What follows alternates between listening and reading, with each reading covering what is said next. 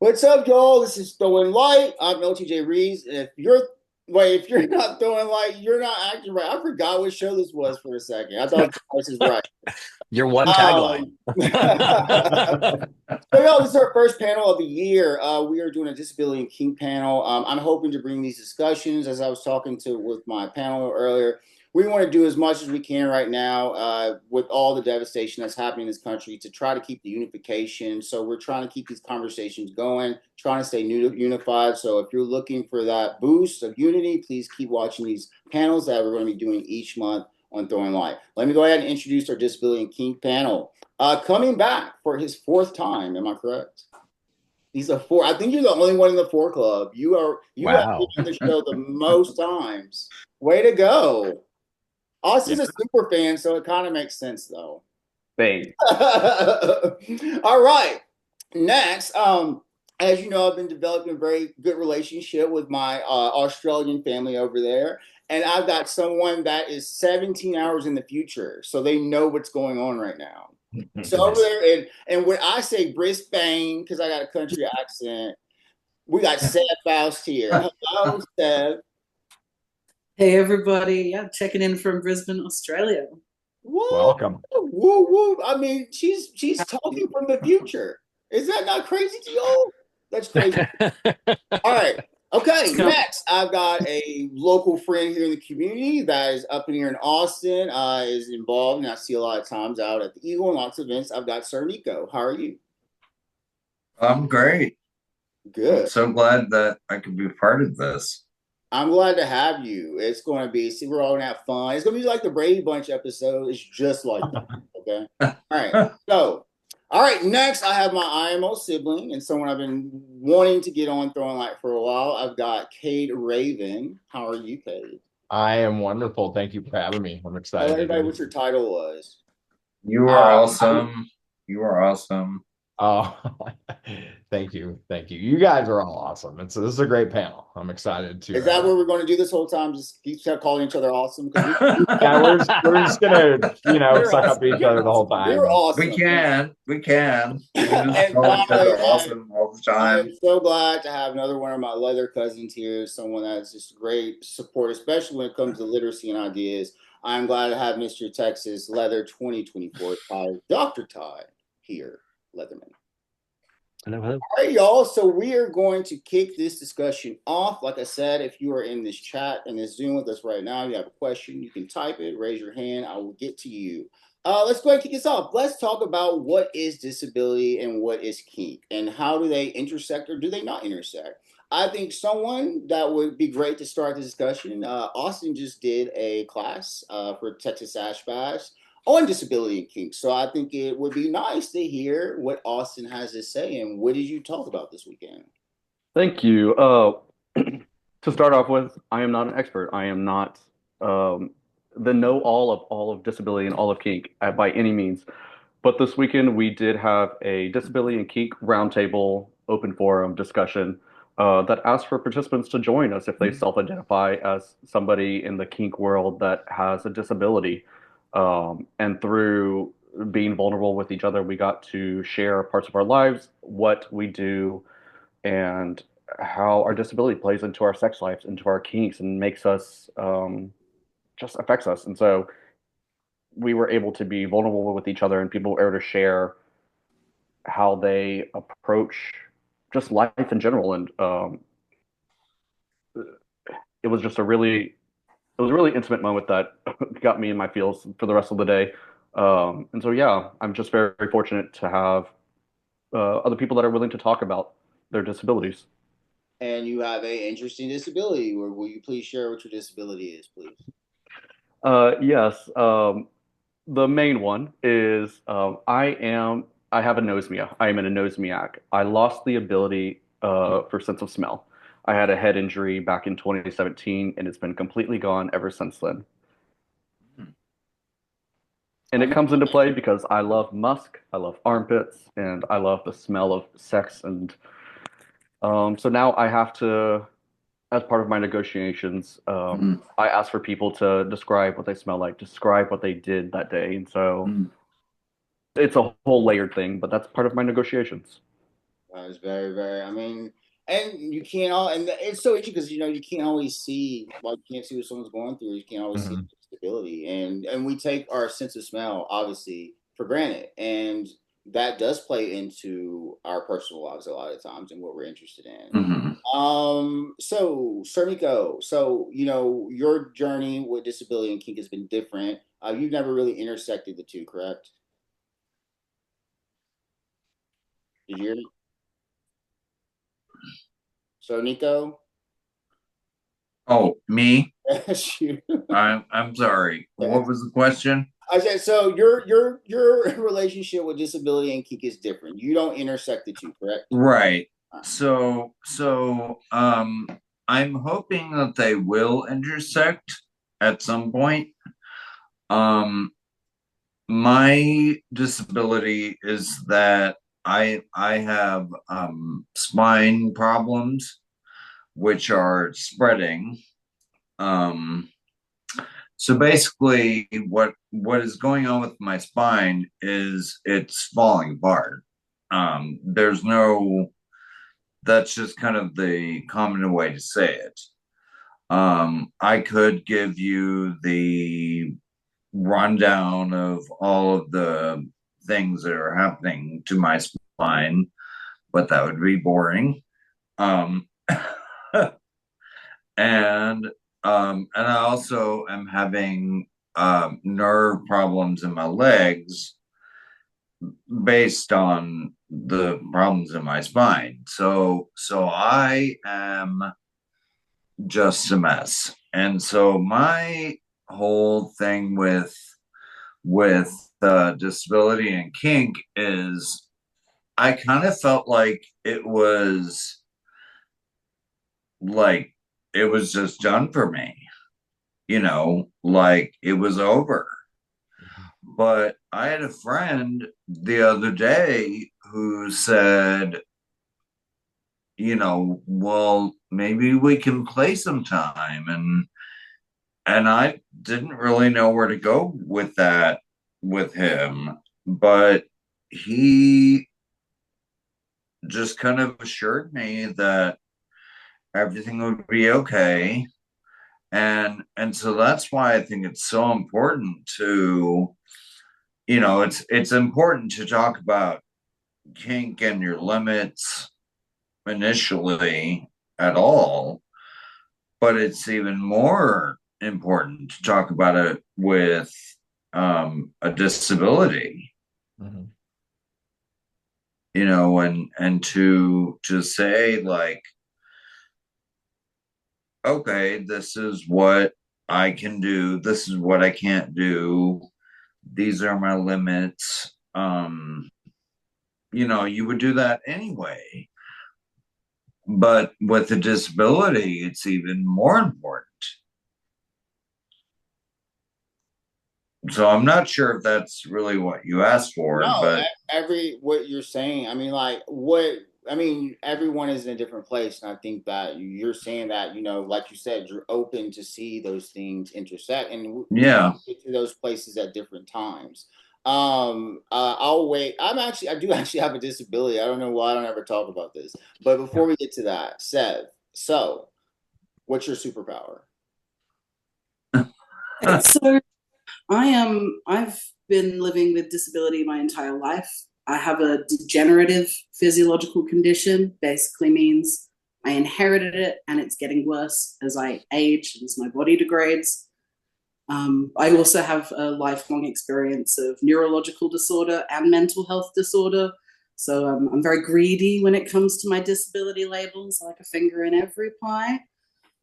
I've also had a lifelong kink journey. I entered the kink community at literally my 18th birthday, and that's the polite version of that story.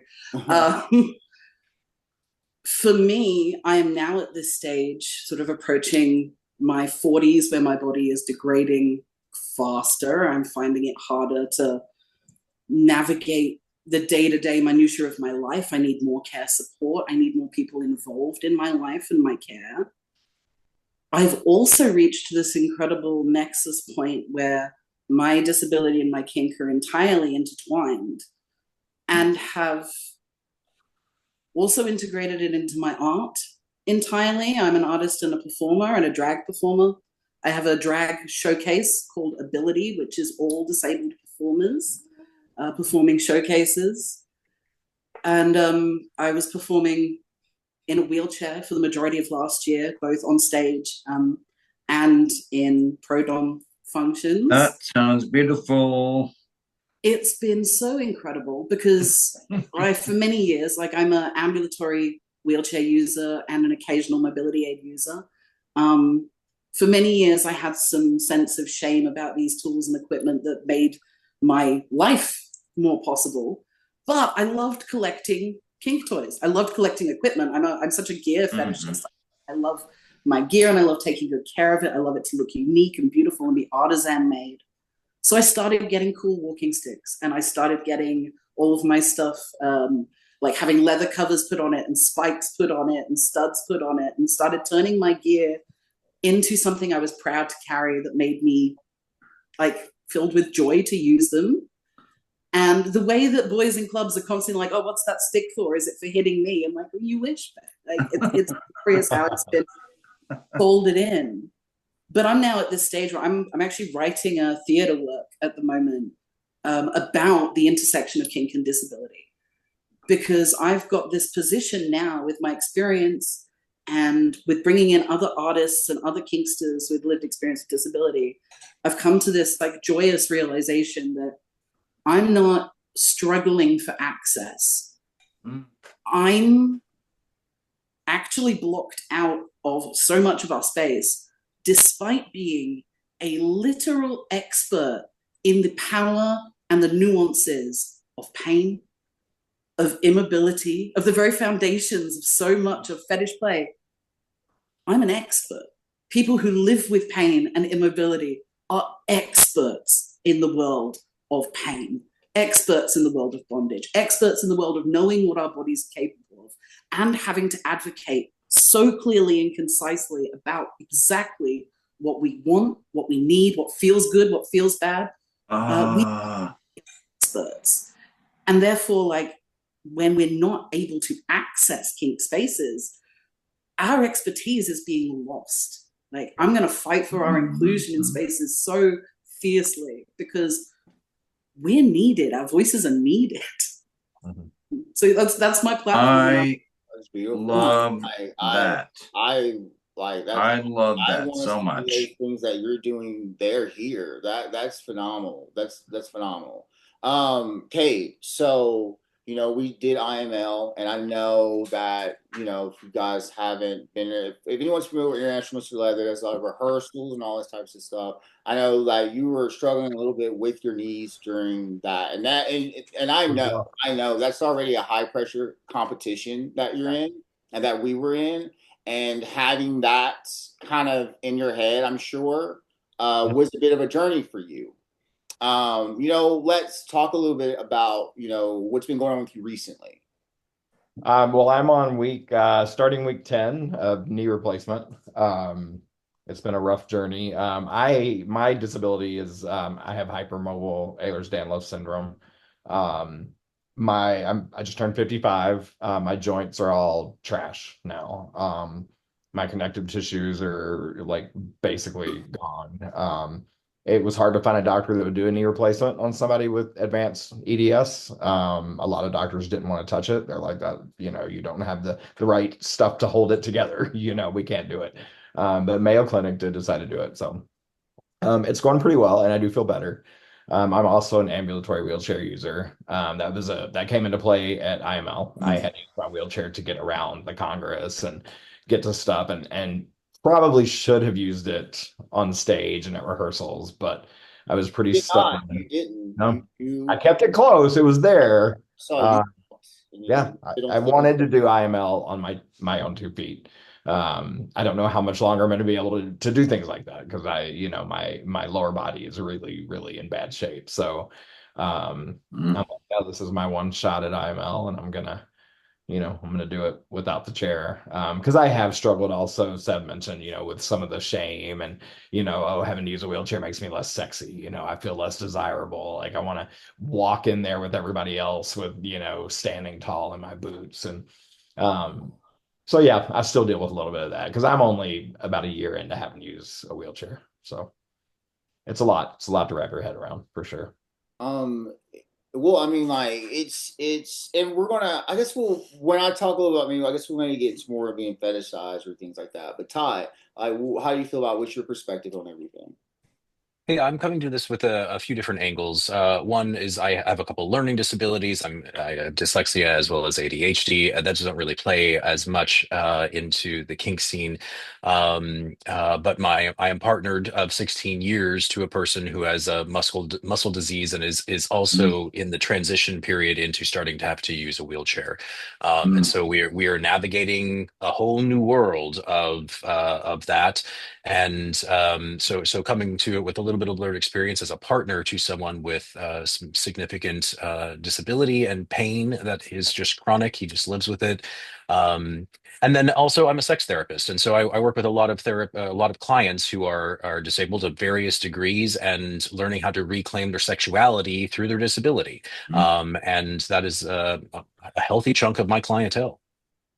Wow. That's awesome, and that's going to be very helpful in this discussion. That's really awesome. So, for me, mine. I have a physical disability, and it plays a little bit more into insecurities. But I was in a lawnmower accident. I ended up cutting off part of my big toe. I have 9 1/4 toes. That's the thing, or is it 8 1/4 toe? I don't know. I'm missing part of my big toe and part of the toe next to it. Um, I do a lot of modeling and and filming and things like that. And for me, I personally have still not in a place where I'm comfortable showing my feet on camera or anything like that. And there have been situations where people that have like feet fetishes or things like that, like I show them my foot or whatever, and they didn't have an issue with it. And a lot of times, I find that, you know, taking these chances and these risks of doing things like modeling and stuff and letting people see that maybe, I don't have all my toes or part one of my fingers is been up and messed up. They seem kind of small, but like just having those little deformities really can really mess with your head in sexual spaces too.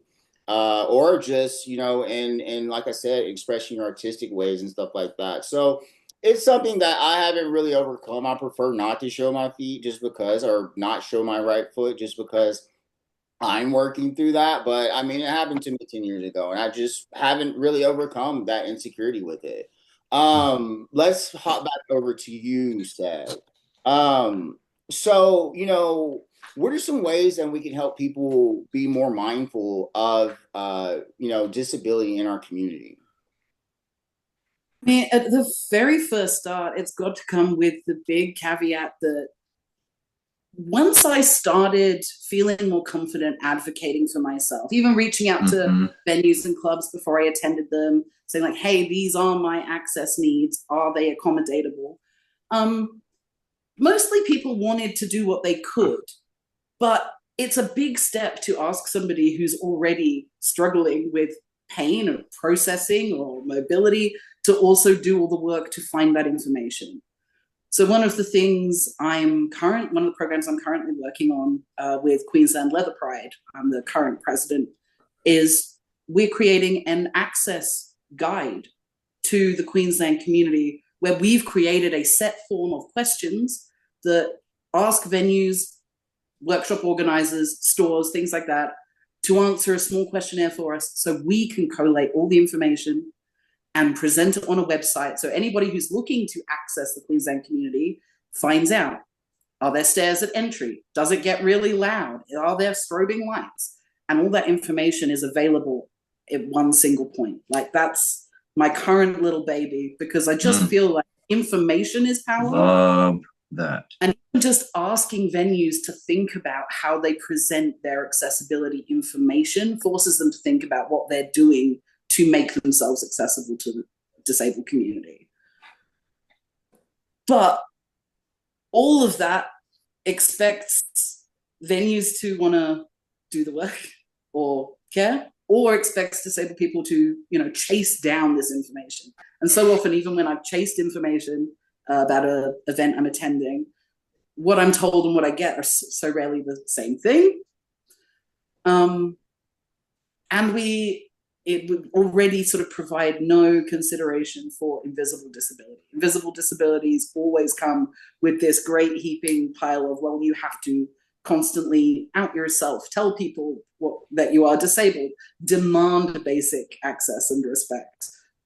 Access to a chair with a back suddenly becomes, gold dust in a venue. So honestly, I want to see more opportunities when signing up for a workshop or an event, attending a venue. When I'm buying my ticket online, give me an opportunity just to tick, like, yes, I have some access needs, and a little comment box. Doesn't even have to be difficult. But like, if we can get into the habit of knowing how we can take care of the people that we're sharing space with before they even arrive, we can all start making those little changes. Not every venue can have an elevator and a ramp, unfortunately. I wish they could, but so I was thinking about this the other day. It's a product of our history, the necessity of a hidden subculture, that we are very literally restricted to basements and hidden spaces so often still. It makes so much of our community inherently inaccessible. It makes me question, it's brilliant when we can attend Pride events and be public, and like, we're doing the outreach, we're letting people see us and want to join us, we're making ourselves accessible. But all of a sudden, if somebody's interested in joining us, where do they do it? If that is not, that place is not accessible. And I don't have a great answer to that yet, just that it's a question that keeps coming back to me. It's like, what good is visibility if there's nowhere that people can then come and join us? So we've got to make those spaces. Nico, so when you're moving about, you're doing things, you go and visit, let's say, the E-Ward, things like that. Do you encounter a lot of situations where you don't have access, or people don't know how to navigate or to interact with your disability? I don't actually. Can you hear me? Yes, I hear you. Okay. In Austin, it's pretty good as far as access to concerts or restaurants, or I have a great service with the bus, the Metro. It's called Metro Access, and I go on there, and they tether me up, and I go to my appointments, whatever I need to do. The thing that I would say the most is talk to your friends, because they don't necessarily understand. And it's not that they're dumb or it's not they're ignorant, but they just don't know, and they don't know what you need. So you have to tell them. And as much as I wish it weren't that way and that they just knew, it's not like that. It's not like that with any disease or any any kind of anything that you're going through. I mean, you just have to tell them.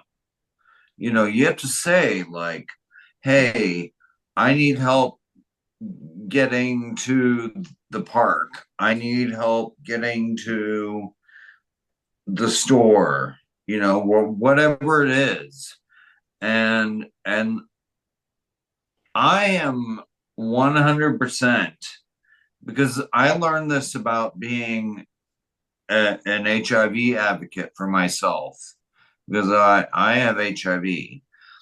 And I learned that it's so important to be an advocate for yourself, to tell people what you need and what you want. And the same thing, I mean, HIV might seem like it's invisible and like something that precludes you from walking or something is physical, but they're really kind of the same. I mean, I feel that way for myself. Like, I have to advocate for myself. I have to. because who else is going to do it? And I just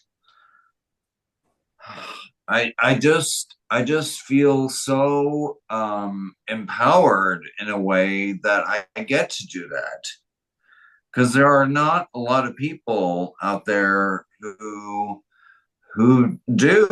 get to do that. I mean, they're either disabled to the point of no recognition, or they're just, they're dead, you know, or something in between. But I hate to say that, but I just mean that it's so important for us to advocate for ourselves as people, as human beings, whether you have a disability or not, and advocate for another person.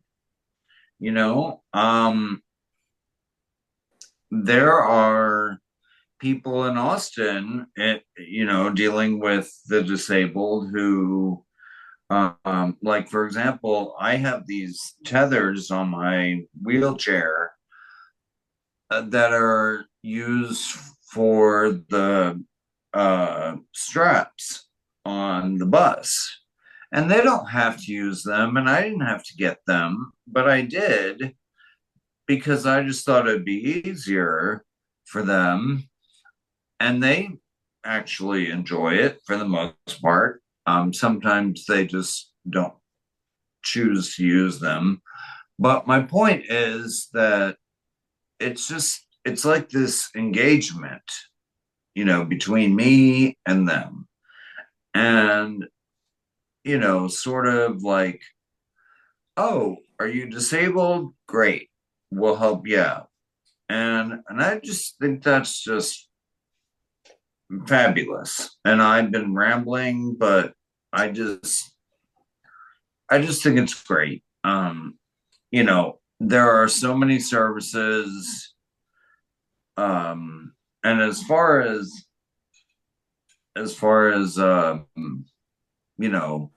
being disabled and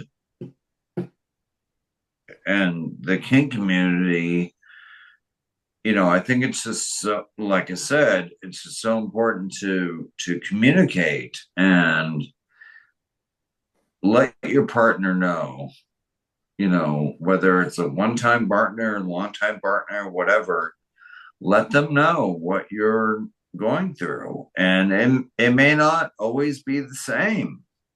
I have days where I feel great. And then I have other days where if you touch me in a certain spot, I might be like, nope, get off me. So it's just important to communicate all that. And it's not their responsibility, it's your responsibility. I mean, it's partly their responsibility to ask, but it's not their responsibility to always know. They may touch you here, and one day that's fine, and the next day it's not fine. So if that makes sense, I hope that did. Makes sense. There's no worries. Ty, like assisting people with their disabilities, being a person or anyone that can be there and to support, what is it like for you having to assist someone, and what is your day like? How does that look? How do we learn how to be better caretakers? I think it really ties into both what Sev and Nicholas have said around avocation, and a lot of where I start with my clients is just getting to know them and their unique way of living, right? Because there is no cookie cutter, and I think that that's part of the challenge for the disabled community is that there's no easy way for us to say, oh, okay, everyone in a wheelchair gets treated this way, or everyone who has a cane needs these specific accommodations. It's unfortunately not like that, and so that is all the reason why we must advocate for ourselves and say this is what I need to accommodate my way, my life, right? Because it's unique. And so part of what my day looks like is starting to get to know these individuals and what their individual needs are, and then helping them find their voice to do exactly that, to advocate for that in the various ways of their lives. It could be at school or their job or in a dungeon or whatever it might be, is being able to navigate and advocate for those needs to be met and be unapologetic about it.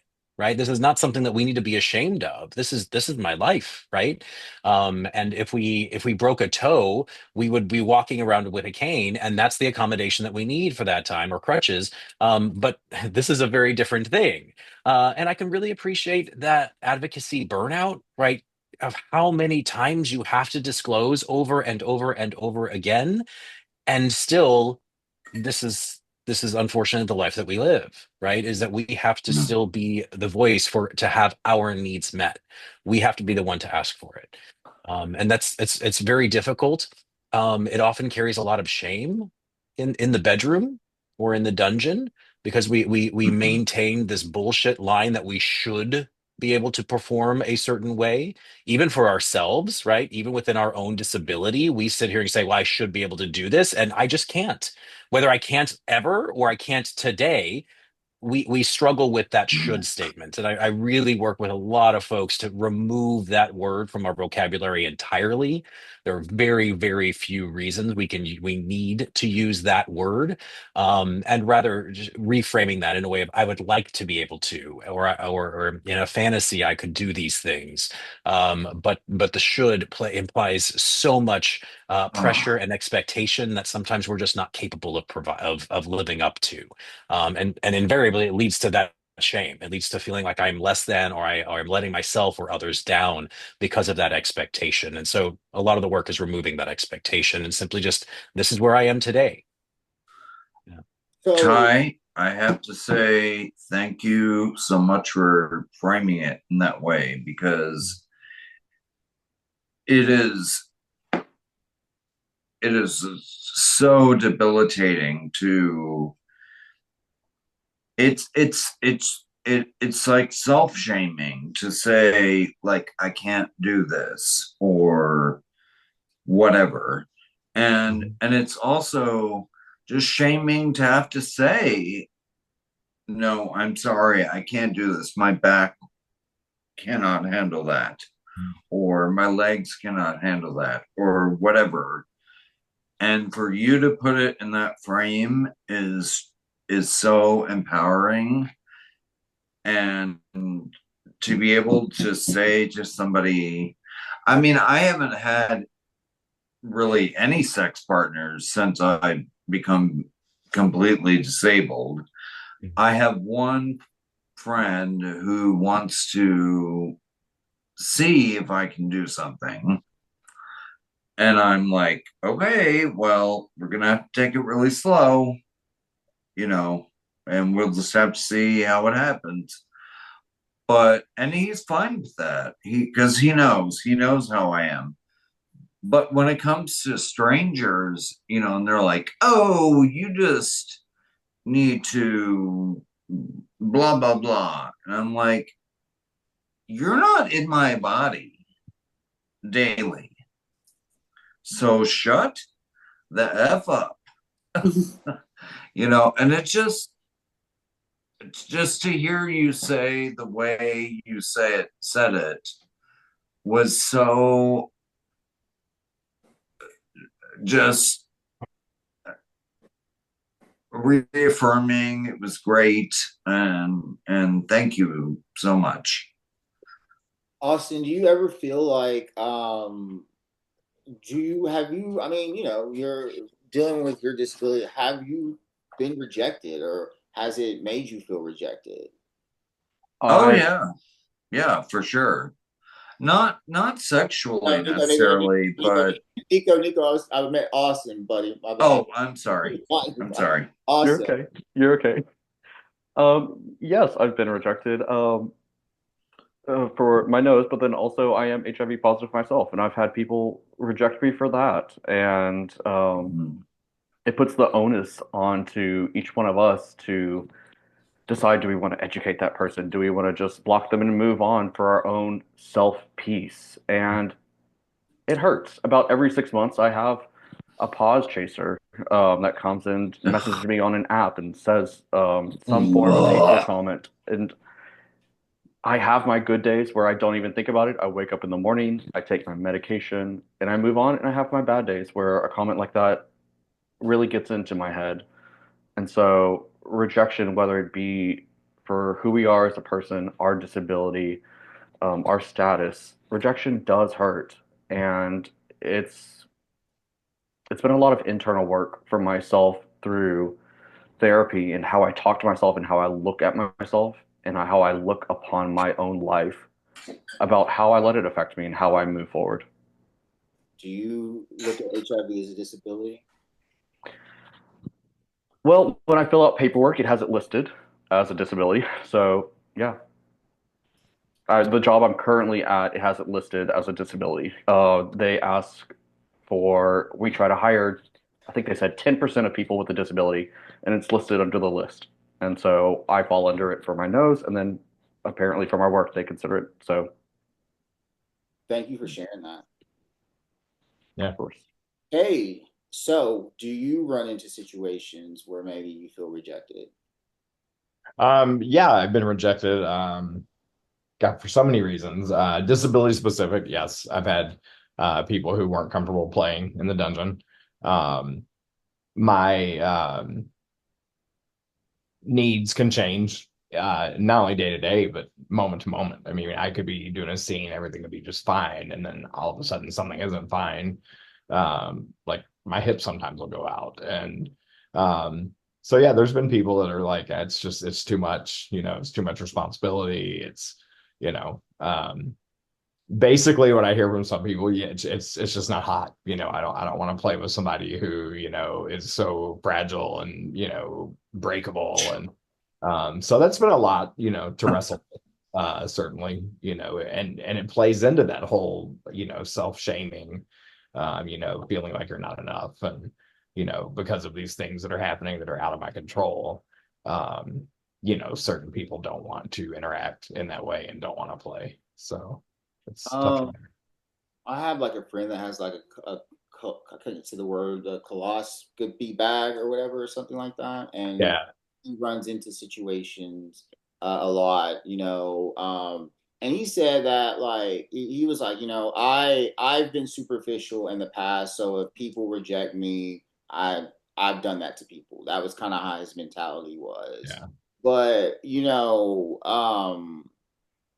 how is that like how it doesn't feel great when we encounter rejection, things like that and stuff like that. But have you ever encountered people that just wanted to be educated about what's going on so they could have a connection with you?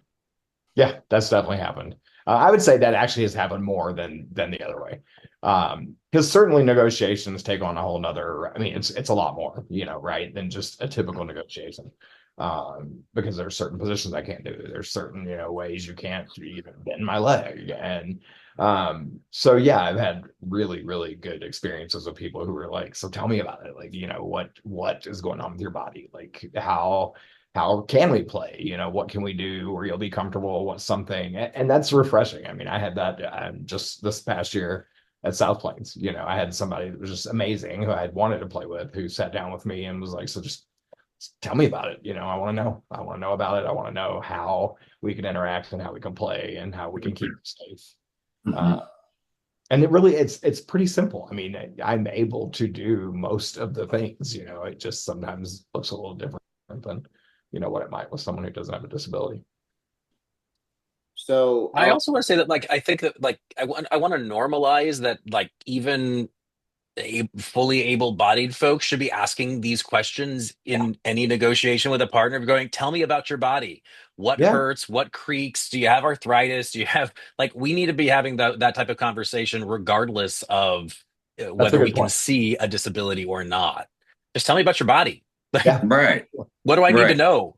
I mean, you don't have to have a disability for something to not feel great on your body, right? Right. Exactly. Yeah. We're It's getting like, oh, I older. busted my ass in the gym the other day and my legs are shot, so don't make me squat. They're like, I woke okay, up good with to a know. crip in Thank my you. neck today, so Right. Yeah.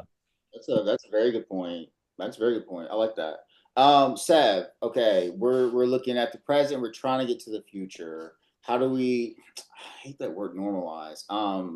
How do we increase visibility for the disability? How do we how do we increase visibility for the disability community? The same way we do it for anything. We actually value the contributions and voices and power of disabled people and put them in positions to share that with other people. It's all well and good saying we're inclusive, but what we need to do is champion, right? There are disabled people who would love to be leading workshops, disabled people who would love to be visible, DMing or house doming at events, disabled people who would love to be judging IML and your local.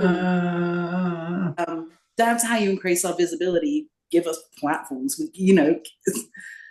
As the complex, nuanced, and intersectional members of the community we are, but also, like I was saying right at the top, as the experts in navigating the complex social, political, medical, and sensual, kinky aspects of our body, like we're the ultimate advocates. So get us, we need to be on those of us who are willing to be as visible as possible. I mean, this is what I'm all about. Make sure you're seen and heard as much as possible, because not only do we have a huge amount to contribute, there are so many people who are not in that position to speak up yet, or who've not even been able to really access community or venue or play because they don't know how to access it. They don't see it being accessible yet. So leading by example is always the first step. Yeah. I think, though, what I want people to be careful of is not using people as tokens. So don't choose someone to be on your board just because they have a disability. The value part is what we want to focus on. Value, for sure. And it's also in our everyday visibility. Like I see this whenever, there's a lot of local events here in my town, not as many as I'd like, but a nice amount. Because I'm trans and disabled, I'm regularly asked, usually very well-meaning, but sometimes rather tokenistic questions about how do we improve diversity? What should we be doing? I was like, well, you just booked 4 DJs and 3 house doms and 6 DMs and 2 door people for this event. Are they all cis white men? Because that might be your problem.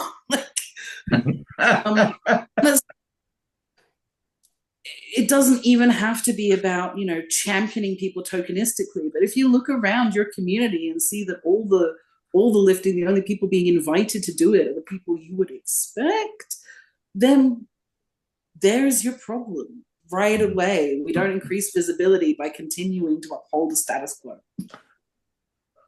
And at the same time, I think it's important that we also don't put the burden on folks who are differently able to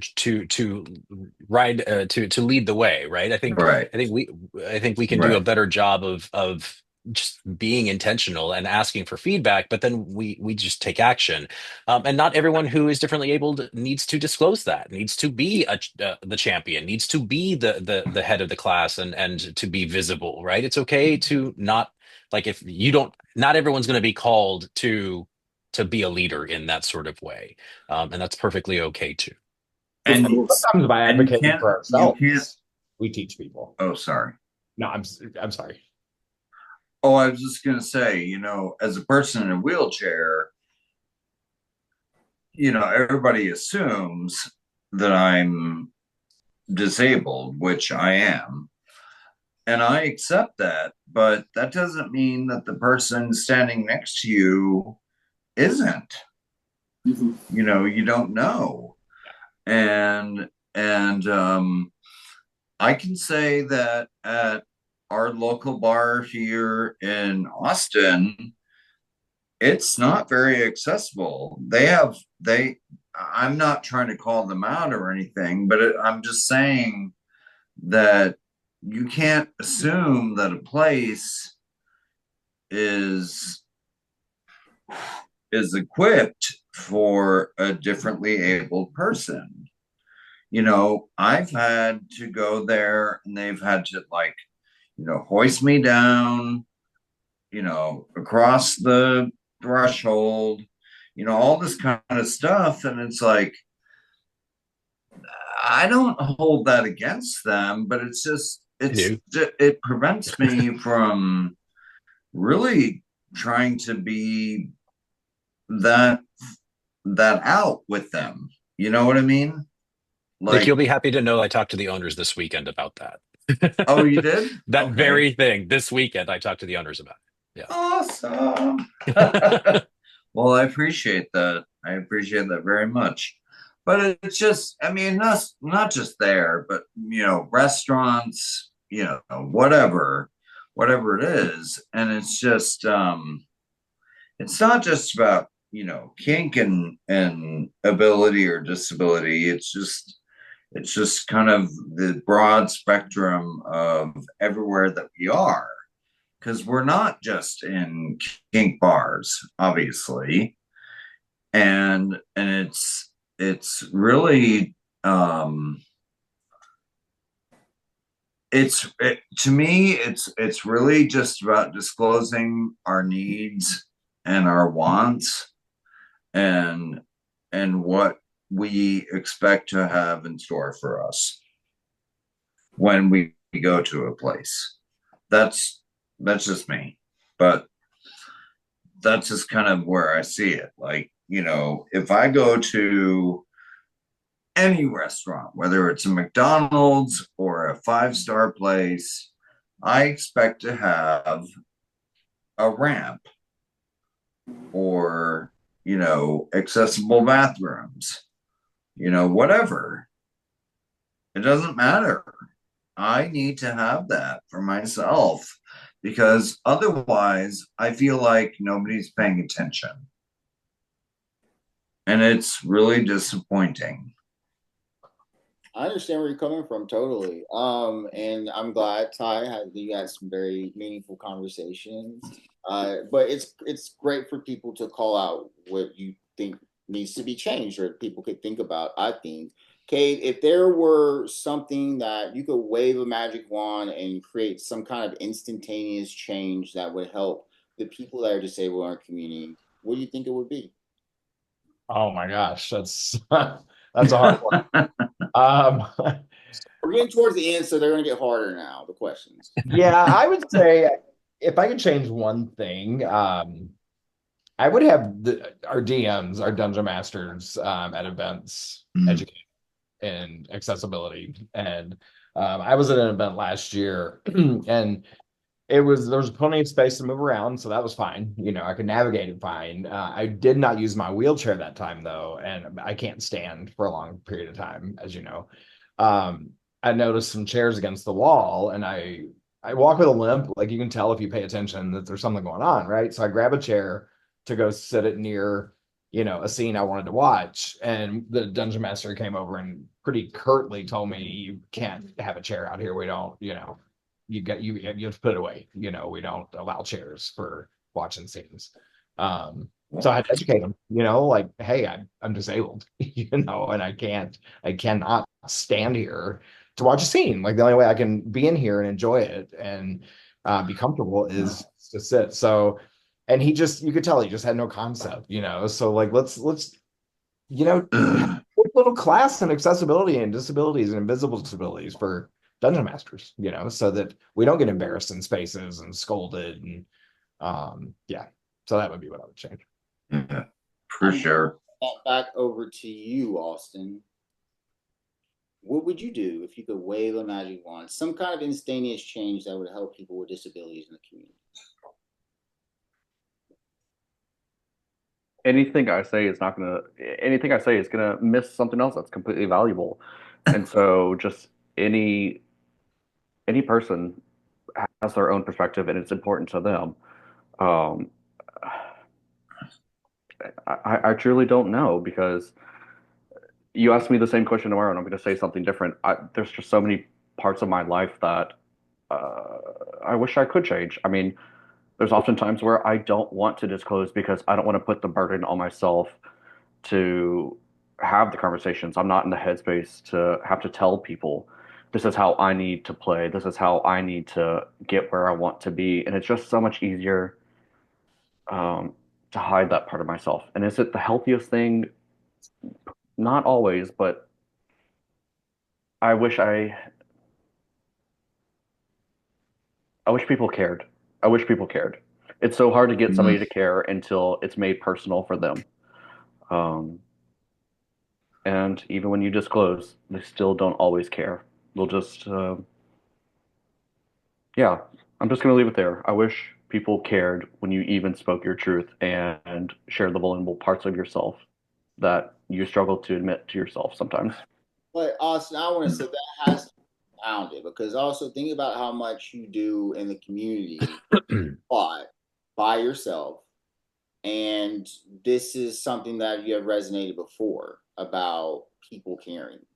And Right. I mean, just I think you hit something here, because I mean that goes across the board. People caring, like effort. And how do we teach people that making an effort is making a difference? And I guess it does really take, leading by example. And we have a lot of leaders, and a lot of leaders don't lead by example. And I think we're in one of those situations where we're keeping public dialogues like that, where everyone can speak their truth and things, that we can come up with solutions that help create more visibility for people across the spectrum or what's going on. But I don't want to see just one judge that is disabled on a judging board. I'd love to see two that are qualified to be on there. And I hope we can move into this direction of making sure when we're doing these contests that we are looking at people that are qualified, that we're not just picking cis white men, or we're picking tokens. And disability is a very is something that has to be thought of and handled with care, because so this is my question to you all, and we're gonna end here. What do you do if you don't know how to advocate for yourself? And I'm just going to kick this question out to all of you. How do you learn to advocate for yourself? Can I start? Yeah. Well, thank you so much, Austin, for saying what you said, because I think that kind of ties into, this thread of advocating for yourself, because you just have to, it's hard. It's very hard. I mean, I had to advocate for myself with HIV. I had to advocate for myself for so many things. And with my disability, it was like, even though it was physical and it was like visible, it was harder in a way than my HIV. My HIV, I was like, yeah, let's go, you know. So I would say, just be short about it, because I know we have a lot of people to go through. I would say just treat it like anything else, and just, tell yourself, I cannot do this alone. Like, rely on your friends. Look to your doctor or whomever for resources. Like I take the Metro Access bus because I can't walk. So I'm on the handicap bus, whenever I need to go anywhere. And I had no idea that was even an option for me until, I don't know, about 9 months ago, I guess. My point is that, just, if you don't know, you don't know. But just keep asking those questions. How do I do this? How do I get here? How do I take care of this? That's all you can do. And it really just takes being of, the mind of, I've got to do this for myself. And I don't know how else to put it, but just do not give up. Do not give up ever. Do not give up on yourself. Do not give up on the system. Keep barraging them with questions, and hopefully you'll get some answers. But just do not give up. Does anybody have anything to add to that? I just want to say, if you don't know how to advocate for yourself, I mean, you have to if you're going to live your best life, right? Mm-hmm. You have those tools Right. somehow. So if you don't know how, find a therapist that can help you, Right. Yeah. put the tools Yeah. together to be able to do that, because you're just gonna you can't go through life getting passed over and feeling shameful. And so yeah, if you don't have the tools, find resources to get the tools. Ask someone. Exactly. Yeah. Yeah. It's not that easy to be like, okay, I'm gonna put on my, Viking regalia and go out there. But you have to find somebody. Yeah. Yeah. All I know what you right. mean. Is there I any? love Oh, to yes, go ahead. just one last thing on the both advocating for yourself and on the intersection of disability and kink. The thing is, in so much of kink, we understand that we're playing with things that give us ownership or catharsis over our own experiences, sometimes over our fears of authority, sometimes over our traumas. It's this vehicle that allows us to explore all these aspects of ourselves and the world that we live in. As a disabled person who lives with chronic pain, kink empowers me with the opportunity to have catharsis around these very upsetting, difficult aspects of my life. Kink is the area in which I grab hold of them. I'm like, pain is mine and I can love it.